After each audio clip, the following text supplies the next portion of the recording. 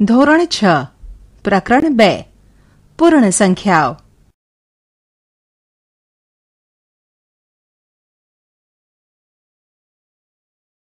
પ્રાસ્તાવિક. આપણે કોઈ ગણતરી ચાલુ કરીએ છીએ ત્યારે આપણે 1, 2, 3, 4 વગેરે સંખ્યાઓનો જ ઉપયોગ કરીએ છીએ. આ સંખ્યાઓને ગણિતની ભાષામાં પ્રાકૃતિક સંખ્યા કહેવાય છે. 1 એ સૌથી નાની પ્રાકૃતિક સંખ્યા છે.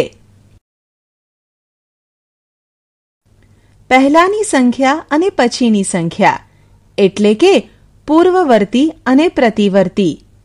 કોઈ પણ પ્રાકૃતિક સંખ્યામાં જો 1 ઉમેરવામાં આવે તો આપણને બીજી પ્રાકૃતિક સંખ્યા મળે છે. એટલે કે આપણે તે સંખ્યા પછીની બીજી સંખ્યા મેળવી શકીએ છીએ. ઉદાહરણ તરીકે કોઈ એક સંખ્યા 16 લઈએ તો તેના પછીની સંખ્યા મેળવવા માટે 16 + 1 બરાબર 17. આ જ રીતે 19 પછીની સંખ્યા મેળવવા માટે 19 + 1 બરાબર 20 છે. આ જ રીતે આપણે આગળની સંખ્યા પણ મેળવી શકીએ છીએ. સંખ્યા 16 એ સંખ્યા 17ના પહેલા આવે છે. એટલે કે 17 બાદ 1 બરાબર 16 થશે. 20ના પહેલાની સંખ્યા મેળવવા માટે 20 બાદ 1 બરાબર 19 થશે. નોંધ: આમ આપણે પહેલાની સંખ્યા મેળવવા માટે જે સંખ્યા આપી હોય તેમાં 1 બાદ કરવું.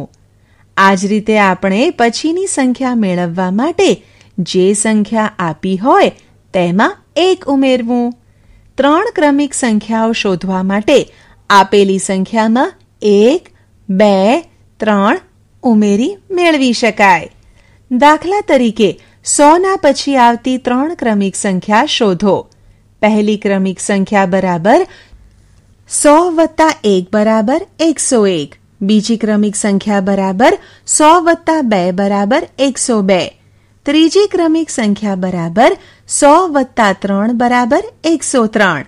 અથવા પહેલી ક્રમિક સંખ્યા શોધવા આપેલ સંખ્યામાં 1 ઉમેરો.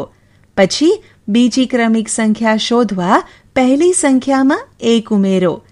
આ જ રીતે ત્રીજી સંખ્યા માટે પણ કરવું. દાખલા તરીકે 100ના પછી આવતી 3 ક્રમિક સંખ્યા શોધો. પહેલી ક્રમિક સંખ્યા બરાબર 100 + 1 બરાબર 101. બીજી ક્રમિક સંખ્યા બરાબર 101 + 1 બરાબર 102. ત્રીજી ક્રમિક સંખ્યા બરાબર 102 + 1 બરાબર 103.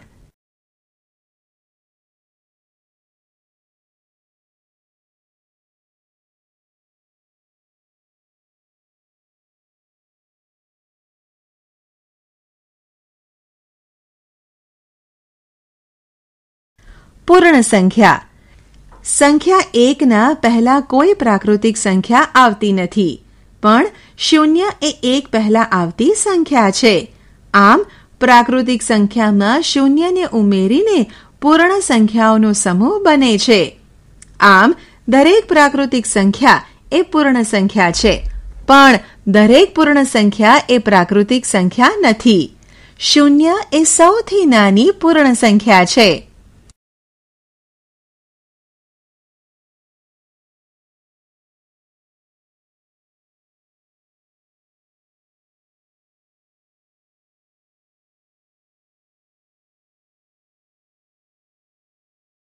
સંખ્યા રેખા. એક સીધી રેખા દોરો. તેના પર કોઈ એક બિંદુ લઈએ. તે બિંદુને આપણે 0 નામ આપીશું. 0ની જમણી બાજુ 1 એકમ જેટલા અંતરે આપણે બીજું એક બિંદુ લઈએ. તેને 1 નામ આપીશું. હવે આ જ રેખા પર 1ની જમણી બાજુ 1 એકમ જેટલા અંતરે બીજું એક બિંદુ લઈ તેને 2 નામ આપીશું.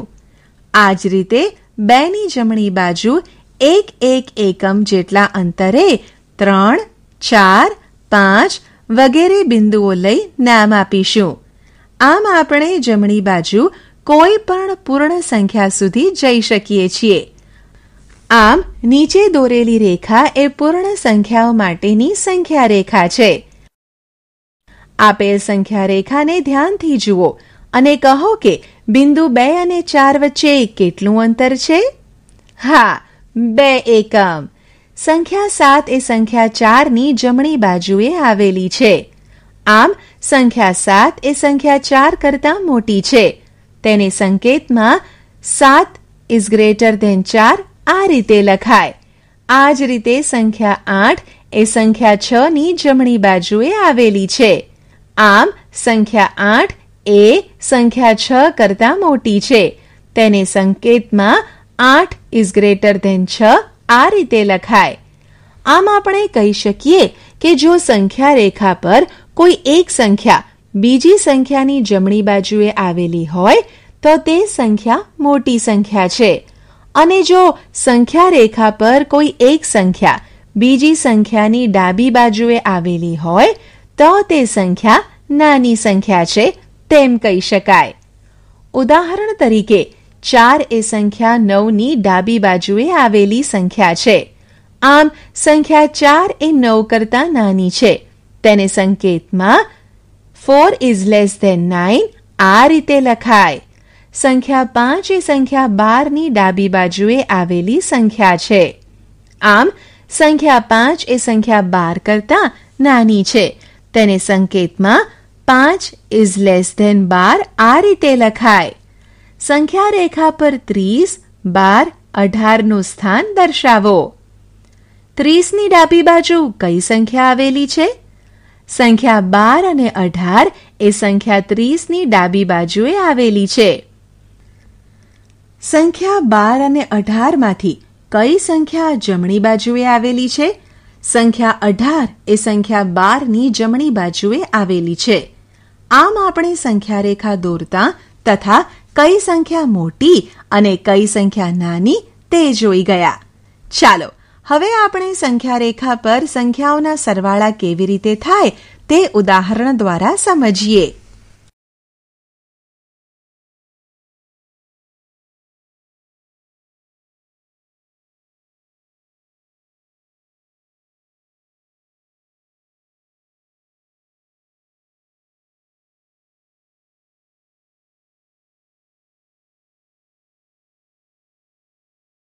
ઉદાહરણ: સંખ્યા રેખાની મદદથી નીચેના સરવાળા મેળવો. એ 3 વત્તા 4. ઉકેલ: એ 3 વત્તા 4. સૌ પ્રથમ સંખ્યા રેખા દોરીશું. તેના પર બિંદુ 0 લઈશું. હવે શૂન્યની જમણી બાજુએ 1-1ના અંતરે સંખ્યાઓ 1, 2, 3 વગેરે મૂકતા જઈશું. આપણે બિંદુ 3થી ચાલુ કરીએ. આપણે સંખ્યા 3માં સંખ્યા 4નો ઉમેરો કરવો છે. આથી આપણે બિંદુ 3થી જમણી બાજુ 4 પગલાં 3થી 4, 4થી 5, 5થી 6 અને 6થી 7 જઈશું. આ રીતે આપણે 3 અને બિંદુ 4ના સરવાળાથી બિંદુ 7 મેળવી શકીએ. એટલે કે 3 વત્તા 4 બરાબર 7. હવે આપણે સંખ્યા રેખા પર સંખ્યાઓની બાદબાકી કેવી રીતે થાય તે ઉદાહરણ દ્વારા સમજીએ.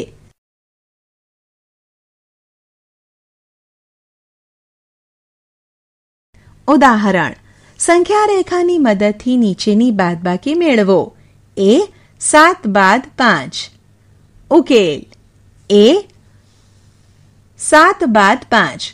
સૌ પ્રથમ સંખ્યા રેખા દોરીશું. તેના પર બિંદુ 0 લઈશું. હવે શૂન્યની જમણી બાજુએ 1-1ના અંતરે સંખ્યાઓ 1, 2, 3 વગેરે મૂકતા જઈશું. અહીં આપણે બિંદુ 7થી ચાલુ કરીશું. આપણે અહીં બિંદુ 7માંથી સંખ્યા 5ની બાદબાકી કરવાની છે. આથી આપણે બિંદુ 7થી ડાબી બાજુ 5 પગલાં જઈશું અને તેથી આપણે બિંદુ 2 પાસે પહોંચીશું. આમ 7 બાદ 5 બરાબર 2 મળે. હવે આપણે સંખ્યા રેખા પર સંખ્યાઓનો ગુણાકાર કેવી રીતે થાય તે ઉદાહરણ દ્વારા સમજીએ.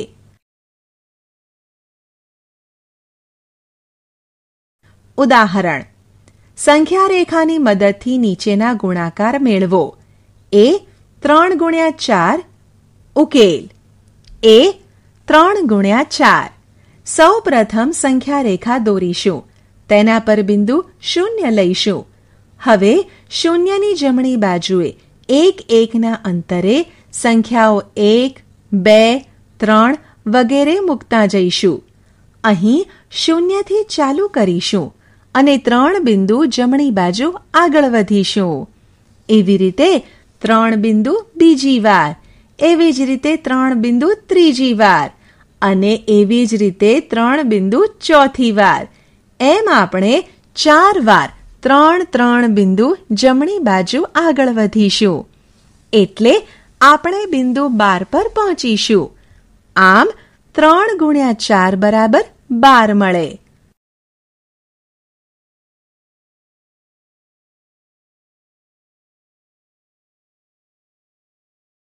પૂર્ણ સંખ્યાના ગુણધર્મો.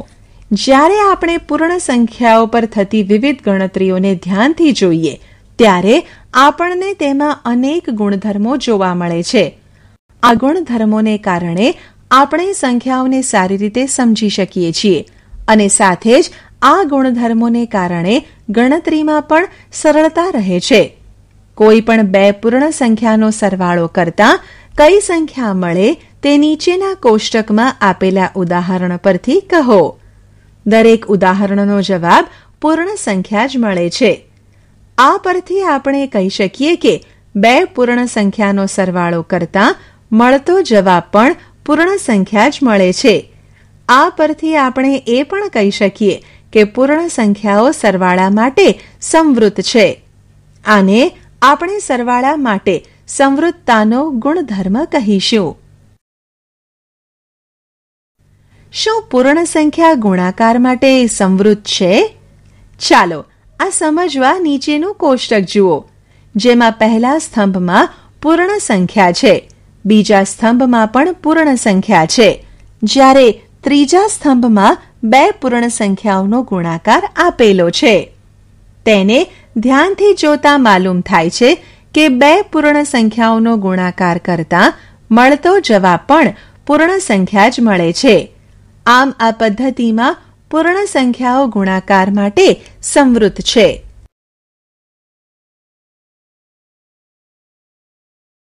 સંવૃતતાનો ગુણ. પૂર્ણ સંખ્યાઓ સરવાળા અને ગુણાકાર માટે સંવૃત છે.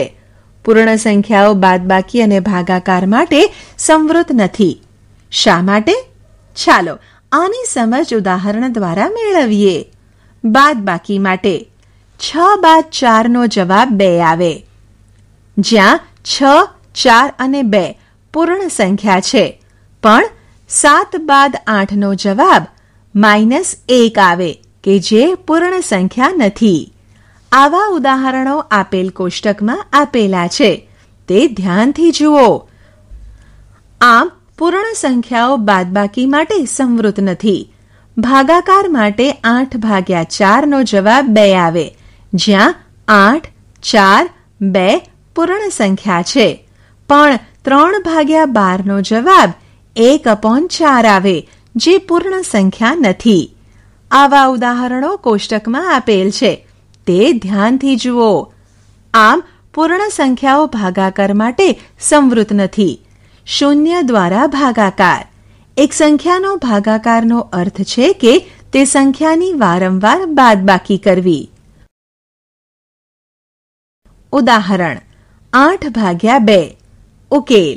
8 માંથી 2 ની વારંવાર બાદબાકી કરીએ. જેમ કે પહેલી વખત 8 માંથી 2 બાદ કરતા જવાબ 6 આવે. બીજી વખત 6 માંથી 2 બાદ કરતા જવાબ 4 આવે. ત્રીજી વખત 4 માંથી 2 બાદ કરતા જવાબ 2 આવે. ચોથી વખત 2 માંથી 2 બાદ કરતા જવાબ 0 આવે. આમ આપણે 8 માંથી 4 વખત 2 ની બાદબાકી કરતા જવાબ 0 આવ્યો. આમ આપણે 8/4 બરાબર 4 લખીશું. આમ આ ઉદાહરણ પરથી આપણે એટલું કહી શકીએ કે ભાગાકાર એટલે કે સંખ્યાની વારંવાર બાદબાકી. ચાલો આવું જ બીજું એક ઉદાહરણ લઈએ.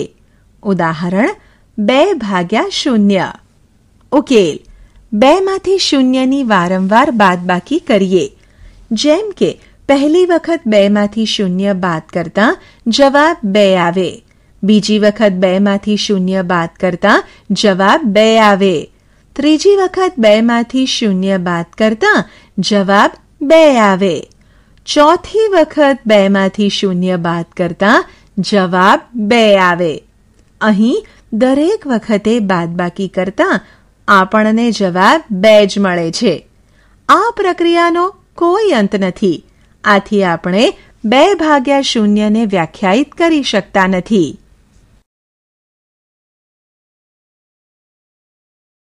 સરવાળા અને ગુણાકાર માટે ક્રમનો નિયમ. નીચે આપેલ સંખ્યા રેખા જુઓ. પહેલી સંખ્યા રેખામાં 3 વત્તા 2 નો જવાબ 5 દર્શાવે છે, જ્યારે બીજી સંખ્યા રેખામાં 2 વત્તા 3 નો જવાબ 5 દર્શાવે છે. આ જ રીતે ત્રીજી સંખ્યા રેખામાં 5 વત્તા 3 નો જવાબ 8 દર્શાવે છે, જ્યારે ચોથી સંખ્યા રેખામાં 3 વત્તા 5 નો જવાબ 8 દર્શાવે છે. આમ આપણે પહેલી અને બીજી સંખ્યા રેખા પરથી 3 વત્તા 2 બરાબર 2 વત્તા 3 કહી શકીએ. એ જ રીતે ત્રીજી અને ચોથી સંખ્યા રેખા પરથી 5 વત્તા 3 બરાબર 3 વત્તા 5 કહી શકીએ. આમ આપેલ પૂર્ણ સંખ્યાઓનો ક્રમ બદલવાથી તેમના સરવાળાના પરિણામમાં કોઈ જ ફેર પડતો નથી. તેથી પૂર્ણ સંખ્યાઓ માટે સરવાળો સમક્રમી છે. આ ગુણ સરવાળાના ક્રમનો નિયમ કહેવાય છે. અહીં દર્શાવેલ 2 આકૃતિઓ જુઓ. પહેલી આકૃતિમાં ખુરશીઓની ગોઠવણી હાર અને સ્તંભના પ્રમાણમાં જોતા 6 ગુણ્યા 8 બરાબર 48 ખુરશીઓ મળે છે. બીજી આકૃતિમાં ખુરશીઓની ગોઠવણી હાર અને સ્તંભના પ્રમાણમાં જોતા 8 ગુણ્યા 6 બરાબર 48 ખુરશીઓ મળે છે. આમ બંને આકૃતિ પરથી આપણે કહી શકીએ કે 6 ગુણ્યા 8 બરાબર 8 ગુણ્યા 6 થાય. આમ 2 પૂર્ણ સંખ્યાઓનો ગુણાકાર કોઈ પણ ક્રમમાં કરો તો જવાબ સમાન જ મળે છે. આ પરથી આપણે કહી શકીએ કે ગુણાકાર એ પૂર્ણ સંખ્યા માટે સમક્રમી છે. આમ પૂર્ણ સંખ્યા માટે સરવાળા અને ગુણાકાર બંને સમક્રમી છે. પૂર્ણ સંખ્યા બાદબાકી અને ભાગાકાર માટે સમક્રમી નથી. શા માટે? આની સમજ ઉદાહરણ દ્વારા મેળવીએ. બાદબાકી માટે 10 બાદ 4 નો જવાબ 6 મળે, જ્યાં 10, 4 અને 6 પૂર્ણ સંખ્યા છે. પણ 4 બાદ 10 નો જવાબ -6 મળે છે, જે પૂર્ણ સંખ્યા નથી. આવા ઉદાહરણો આપેલ કોષ્ટકમાં આપેલ છે, તે ધ્યાનથી જુઓ. આમ પૂર્ણ સંખ્યાઓ બાદબાકી માટે સમક્રમી નથી.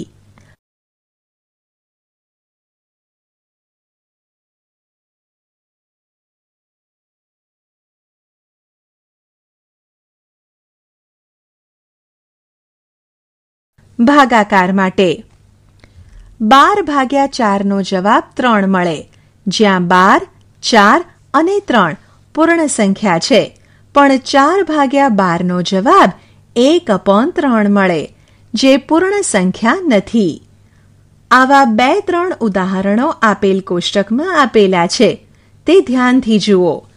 આમ પૂર્ણ સંખ્યાનો ભાગાકાર માટે સમક્રમી નથી.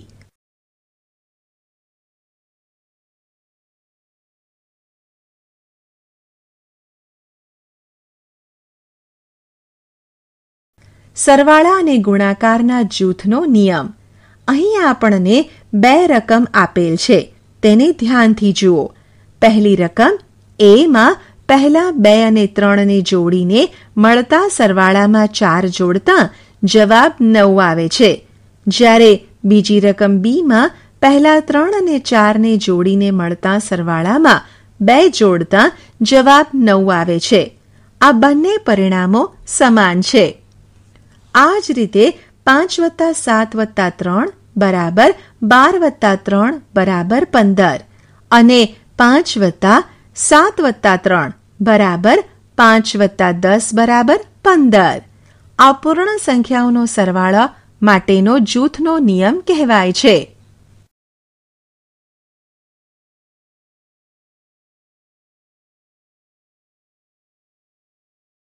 ઉદાહરણ 234, 197 અને 103 અંકોને ક્રમમાં ગોઠવી સરવાળો કરો.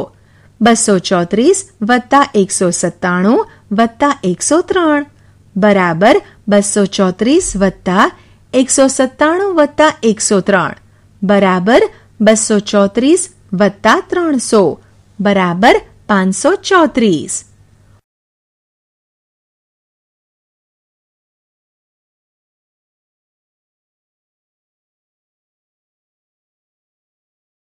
ગુણાકારનો જૂથનો નિયમ. અહીં આપેલ આકૃતિઓને ધ્યાનથી જુઓ અને આકૃતિમાં દર્શાવેલ બિંદુઓની ગણતરી ગુણાકારની મદદથી મેળવીએ. આકૃતિ એમાં આપણી પાસે પ્રત્યેક ખાનામાં 2x3 બિંદુ છે અને આવા 4 ખાના છે. આમ બિંદુઓની કુલ સંખ્યા બરાબર 2x3 × 4 બરાબર 6 × 4 બરાબર 24 થાય. આકૃતિ બીમાં પ્રત્યેક ખાનામાં 3x4 બિંદુ છે અને આવા 2 ખાના છે. આમ બિંદુઓની કુલ સંખ્યા બરાબર 2 × 3 × 4 બરાબર 2 × 12 બરાબર 24 થાય. આ જ રીતે આપણે 5x6 × 2 અને 5x6 × 2 નો જવાબ મેળવીએ. 5x6 × 2 બરાબર 30 × 2 બરાબર 60 મળે. જ્યારે 5x6 × 2 બરાબર 5x12 બરાબર 60 મળે. આ પૂર્ણ સંખ્યાઓનો ગુણાકાર માટેનો જૂથનો નિયમ કહેવાય છે.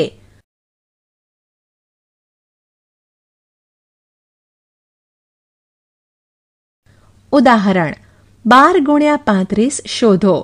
ઉકેલ 12 × 35 બરાબર 6 × 2 × 35 બરાબર 6 × 2 × 35. માટે જૂથનો ગુણધર્મ બરાબર 6 × 70 બરાબર 420.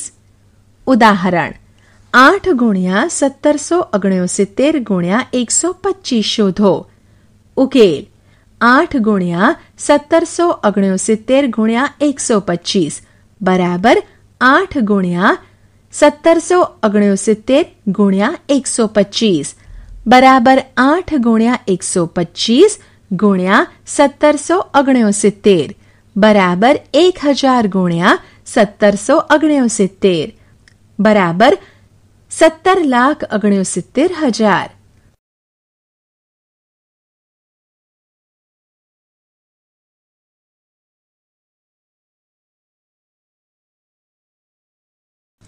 શું ભાગાકાર માટે જૂથનો નિયમ લાગુ પડે છે? ચાલો આની સમજ ઉદાહરણ દ્વારા મેળવીએ. 16/4 ભાગ્યા 2 બરાબર 16/4/2. 16/4 ભાગ્યા 2 બરાબર 4/2 બરાબર 2. જ્યારે 16/4/2 બરાબર 16/2 બરાબર 8. આમ 2 is not equal to 8 છે. આમ 2 અને 8 સમાન નથી. માટે ભાગાકાર માટે જૂથનો નિયમ લાગુ ના પડે. ચાલો આવું બીજું ઉદાહરણ જોઈએ. 28/14/2 અને 28/14/2. 28/14/2 બરાબર 2/2 બરાબર 1. 28/14/2 બરાબર 28/7 બરાબર 4. એટલે કે 1 અને 4 સમાન નથી. એટલે કે 28/14/2 is not equal to 28/14/2. સરવાળા પર ગુણાકારનું વિભાજન. આ નિયમ સમજવા એક પ્રવૃત્તિ કરીએ. 6 સેન્ટીમીટર × 8 સેન્ટીમીટર માપનો એક આલેખ કાગળ લઈશું, જેમાં 1 સેન્ટીમીટર × 1 સેન્ટીમીટર માપવાળા વર્ગ બનેલા હોય. 6 સેન્ટીમીટર × 8 સેન્ટીમીટરમાં કુલ કેટલા ખાના છે? 6 સેન્ટીમીટર × 8 સેન્ટીમીટરમાં કુલ 48 ખાના છે. હવે આ આલેખ કાગળને 6 સેન્ટીમીટર × 5 સેન્ટીમીટર અને 6 સેન્ટીમીટર ગુણ્યા 3 સેન્ટીમીટર માપવાળા બે ભાગોમાં કાપી લઈશું, જે અહીં દર્શાવ્યા પ્રમાણે દેખાશે. પહેલા ભાગ તથા બીજા ભાગના ખાનાની સંખ્યા શોધીએ. પહેલા ભાગમાં 6 ગુણ્યા 5 બરાબર 30 ખાના થશે, જ્યારે બીજા ભાગમાં 6 ગુણ્યા 3 બરાબર 18 ખાના થશે. હવે બંને ભાગના ખાનાની કુલ સંખ્યા શોધીએ. બંને ભાગના કુલ ખાના બરાબર 30 વત્તા 18 બરાબર 48 ખાના થશે. આમ 6 ગુણ્યા 8 બરાબર 6 ગુણ્યા 5 વત્તા 6 ગુણ્યા 3 થાય. હવે આપણે 8ની જગ્યાએ 5 વત્તા 3 લઈશું. 6 ગુણ્યા 5 વત્તા 3 બરાબર 6 ગુણ્યા 5 વત્તા 6 ગુણ્યા 3 થાય, જેને સરવાળા પર ગુણાકારનો વિભાજનનો ગુણધર્મ કહેવાય છે. પૂર્ણ સંખ્યાઓનું સ્વરૂપ. આપણે સંખ્યાઓને બિંદુઓ દ્વારા પ્રારંભિક આકારના રૂપમાં વ્યવસ્થિત કરીશું. જે આકાર આપણે લઈએ છીએ તે છે 1 એક રેખા, 2 એક ચોરસ, 3 એક ગોળ અને 4 એક ત્રિકોણ. પ્રત્યેક સંખ્યાને આ આકારોમાંથી એક આકારમાં વ્યવસ્થિત હોવું જોઈએ. પ્રત્યેક સંખ્યાને એક રેખાના રૂપમાં વ્યવસ્થિત કરી શકાય છે. સંખ્યા 5ને આ પ્રમાણે વર્ણવી શકાય. કેટલીક સંખ્યાઓને ચોરસના રૂપમાં દર્શાવી શકાય, જેમ કે સંખ્યા 4, 6 અને 9. કેટલીક સંખ્યાઓને ત્રિકોણના રૂપમાં દર્શાવી શકાય, જેમ કે સંખ્યા 3, 6 અને 10. કેટલીક સંખ્યાઓને ગોળના રૂપમાં દર્શાવી શકાય, જેમ કે સંખ્યા 4. સંખ્યા 1 વિશેષ સંખ્યા છે અને તેમાંથી કોઈ આકાર બનાવી શકાય નહીં.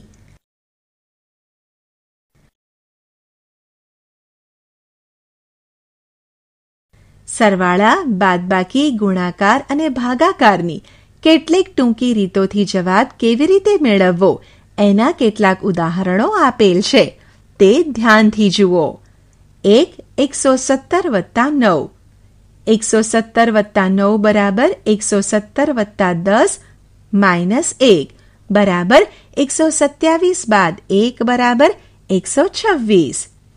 2 117 બાદ 9. 117 બાદ 9 બરાબર 117 બાદ 10 વત્તા 1 બરાબર 107 વત્તા 1 બરાબર 108. 3 96 ગુણ્યા 5. 96 ગુણ્યા 5 બરાબર 96 ગુણ્યા 10/2 બરાબર 960/2 બરાબર 480. 4 96 ગુણ્યા 25. 96 ગુણ્યા 25 બરાબર 96 ગુણ્યા 100 ભાગ્યા 4 બરાબર 9600 ભાગ્યા 4 બરાબર 2400. 5 96 ગુણ્યા 125. 96 ગુણ્યા 125 બરાબર 96 ગુણ્યા 1000/8 બરાબર 96000/8 બરાબર 12000. 6 64 ગુણ્યા 5. 64 ગુણ્યા 5 બરાબર 64 ગુણ્યા 10/2 બરાબર 32 ગુણ્યા 10 બરાબર 320. 7 64 ગુણ્યા 15. 64 ગુણ્યા 15 બરાબર 64 ગુણ્યા 30/2 બરાબર 32 ગુણ્યા 30 બરાબર 32 ગુણ્યા 10 ગુણ્યા 3 બરાબર 320 ગુણ્યા 3 બરાબર 960. આપણે શી ચર્ચા કરી? 1. સંખ્યાઓ 1, 2, 3 વગેરે જેમનો પ્રયોગ આપણે ગણવા માટે કરીએ છીએ તે પ્રાકૃતિક સંખ્યાઓ કહેવાય છે. 2. જો તમે કોઈ પ્રાકૃતિક સંખ્યામાં 1નો ઉમેરો કરો તો તમને એનો પ્રતિવર્તી મળે છે. જો તમે પ્રાકૃતિક સંખ્યામાંથી 1નો ઘટાડો કરો તો તમને એના પૂર્વવર્તી મળે છે. 3. પ્રત્યેક પ્રાકૃતિક સંખ્યાનો એક પ્રતિવર્તી હોય છે. 1ને છોડીને પ્રત્યેક પ્રાકૃતિક સંખ્યાનો એક પૂર્વવર્તી હોય છે. 4. જો પ્રાકૃતિક સંખ્યાઓના સંગ્રહમાં આપણે સંખ્યા 0નું જોડાણ કરીએ તો આપણને પૂર્ણ સંખ્યાનો સંગ્રહ પ્રાપ્ત થાય છે. આ રીતે સંખ્યાઓ 0, 1, 2, 3 વગેરે પૂર્ણ સંખ્યાઓનો સંગ્રહ બનાવે છે. 5. પ્રત્યેક પૂર્ણ સંખ્યાનો એક પ્રતિવર્તી હોય છે. 0ને છોડીને પ્રત્યેક પૂર્ણ સંખ્યાનો એક પ્રતિવર્તી હોય છે. 6. દરેક પ્રાકૃતિક સંખ્યાઓ પૂર્ણ સંખ્યાઓ પણ હોય છે, પરંતુ બધી જ પૂર્ણ સંખ્યાઓ પ્રાકૃતિક સંખ્યાઓ નથી. 7. આપણે એક રેખા લઈએ, તેના પર એક બિંદુ અંકિત કરીએ, જેને 0 થી નામાંકિત કરીએ છીએ. ત્યારબાદ આપણે 0ની જમણી બાજુ સમાન જગ્યા પર બિંદુ અંકિત કરતા જઈએ છીએ, જેને ક્રમશઃ 1, 2, 3 વગેરેથી નામાંકિત કરીએ છીએ. આ રીતે આપણને એક સંખ્યા રેખા મળે છે, જેના ઉપર પૂર્ણ સંખ્યાઓને દર્શાવવામાં આવે છે. આપણે આ સંખ્યા રેખા પર સરળતાથી સંખ્યાઓના સરવાળા, બાદબાકી, ગુણાકાર જેવી પ્રક્રિયાઓ કરી શકીએ છીએ. 8. સંખ્યા રેખા પર જમણી બાજુ જતાં અનુરૂપ સરવાળો મળે છે, જ્યારે ડાબી બાજુ જતાં અનુરૂપ બાદબાકી મળે છે. 0 થી શરૂઆત કરીને સમાન સ્થળે ગુણાકાર પ્રાપ્ત થાય છે. 9. બે પૂર્ણ સંખ્યાઓનો સરવાળો હંમેશા એક પૂર્ણ સંખ્યા જ મળે છે. આ જ રીતે બે પૂર્ણ સંખ્યાઓનો ગુણાકાર હંમેશા એક પૂર્ણ સંખ્યા મળે છે. આપણે કહીએ છીએ કે પૂર્ણ સંખ્યાઓનો સરવાળો અને ગુણાકારના અંતર્ગત સંવૃત છે, જ્યારે પૂર્ણ સંખ્યાઓ ભાગાકાર અને બાદબાકી અંતર્ગત સંવૃત નથી. 10. 0 થી ભાગાકાર વ્યાખ્યાયિત નથી. 11. 0ને પૂર્ણ સંખ્યાઓના સરવાળા માટે તટસ્થ ઘટક કહે છે, જ્યારે 1ને પૂર્ણ સંખ્યાઓના ગુણાકાર માટે તટસ્થ ઘટક કહે છે. 12. આપણે બે પૂર્ણાંક સંખ્યાઓનો કોઈ પણ ક્રમમાં સરવાળો કરી શકીએ છીએ. આપણે બે પૂર્ણાંક સંખ્યાઓનો કોઈ પણ ક્રમમાં ગુણાકાર કરી શકીએ છીએ. આમ આપણે કહી શકીએ કે પૂર્ણ સંખ્યાઓના સરવાળા અને ગુણાકારનો ક્રમનો નિયમ જળવાય છે, એટલે કે સમક્રમી છે. 13. પૂર્ણ સંખ્યાઓના માટે સરવાળા અને ગુણાકારનો જૂથનો નિયમ જળવાય છે. 14. પૂર્ણ સંખ્યાઓના માટે ગુણાકારનું સરવાળા પર વિભાજન થાય છે. 15. પૂર્ણ સંખ્યાઓના ક્રમના જૂથનો અને વિભાજનનો ગુણધર્મ ગણતરીને સરળ બનાવવામાં ઉપયોગી છે, અને આપણે અજાણતામાં એનો ઉપયોગ કરીએ છીએ. 16. સંખ્યાઓના સ્વરૂપ ફક્ત રસપ્રદ નથી, પરંતુ મૌખિક ગણતરીમાં મુખ્યત્વે ઉપયોગી હોય છે અને સંખ્યાઓના ગુણધર્મો સમજવામાં મદદ કરે છે.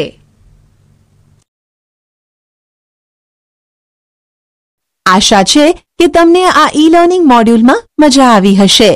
આભાર.